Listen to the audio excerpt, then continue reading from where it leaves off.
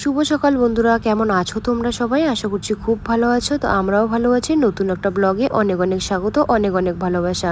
ঘুম থেকে উঠেই দরজাটা খুলে বের হয়ে দেখি এইদিকে কিন্তু সকাল সকাল বৃষ্টি হয়েছে, রাতের বেলা হাওয়া হয়েছে, বাড়িটা দিকে এই সাইডটা মা ঝাড় দিয়েছে।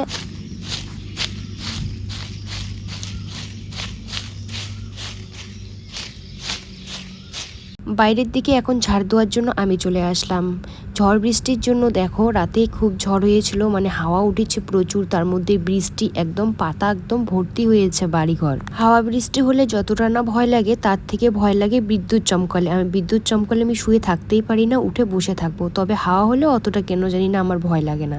যাই হোক, প্রত্যেকদিন সকালবেলা উঠেই কিন্তু ব্রাশ করার আগে ঝাড়ু হাতে নিতে হয় বাড়ির প্রত্যেকটা বউদের। তো আজকে একটু ঝাড় দিতে টাইম লেগে যাবে, কারণ পাতাগুলো একদম উঠতেই চাচ্ছিল না, মাটির সঙ্গে একদম চিপকে চিপকে বসে আছে।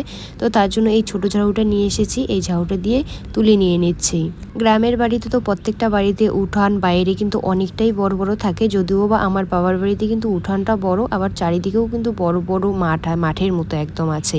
তবে আমার শ্বশুর বাড়িতে আমাদের ঘরটা দেওয়ার পরে, মানে আমাদের ঘরটা তো আগে ছাপড়া ঘর ছিল, তখন কিন্তু উঠানটা বড়ই ছিল। যখন থেকে আমরা আর কি টিনের ঘরটা দিয়েছিলাম, এর আগে পাকা ঘরের আগে যে টিনের ঘরটা ছিল, তখন থেকেই কিন্তু মানে উঠানটা ছোট হয়ে গিয়েছে।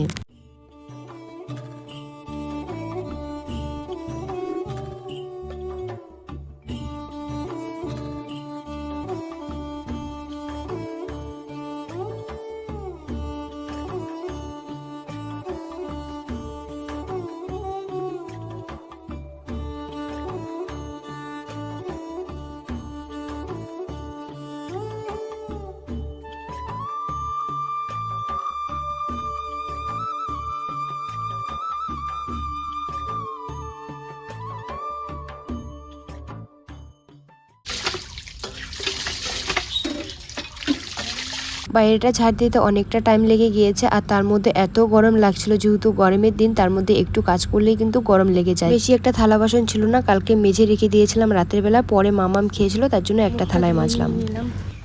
মামাম সব মাত্র ঘুম থেকে উঠলো এখন, ঝাড় দেওয়া বাসন মাজলাম। বেশি একটা বাসন ছিল না, কালকে রাতের বেলা মেজে রেখে দিয়েছি দেখে একটা থালাই ছিল, কারণ মামাম পরে খেয়েছিল এর জন্য।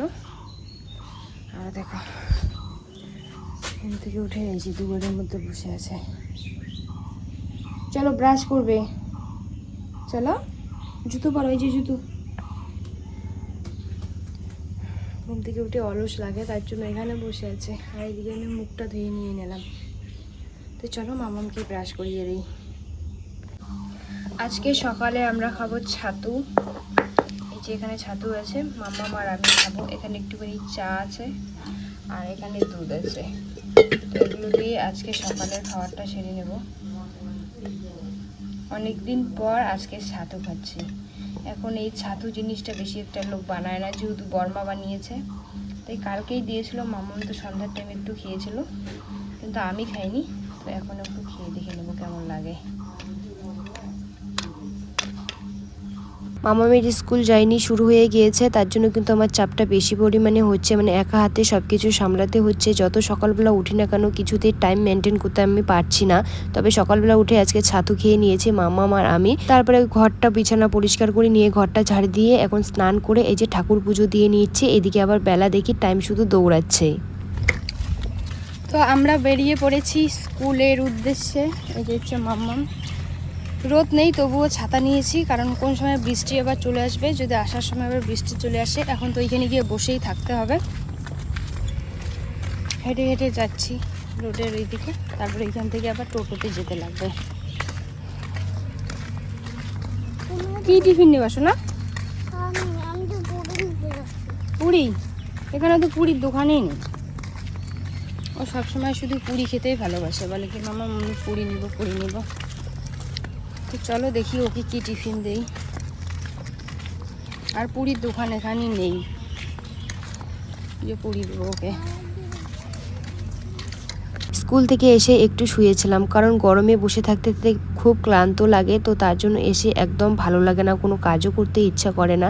তবে এই যে ঘরটা একটুখানি এখন ঝাড় দিয়ে নিচ্ছি, ওই সকালবেলা ঝাড় দিয়েছি আর এখন বিকেলবেলা ঝাড় দিয়ে নিচ্ছি। এমনিতে তো আমাদের ঘরটা ছোট, তার মধ্যে জায়গা খুবই কম, তার মধ্যে গাড়িটা আবার ঢুকিয়ে রেখে আবার জায়গাটা ছোট হয়ে গিয়েছে।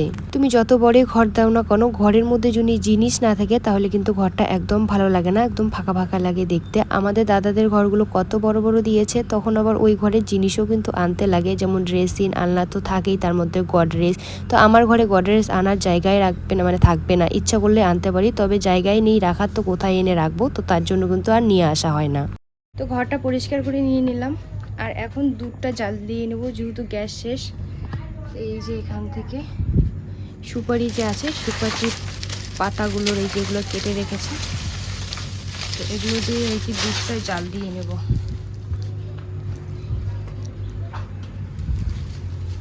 এই যে এগুলো দিয়ে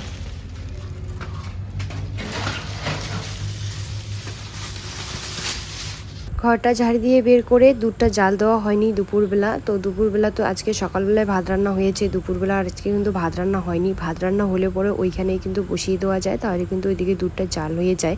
তো যেহেতু আজকে দুপুরবেলা ভাত রান্না হয়নি, তো মা তখনই বলছিল জাল দেওয়ার কথা, যেহেতু আমি শুয়েছিলাম আর উঠতে ইচ্ছা করছিল না, তো তার জন্য এখন আমি জাল দিয়ে নিচ্ছি।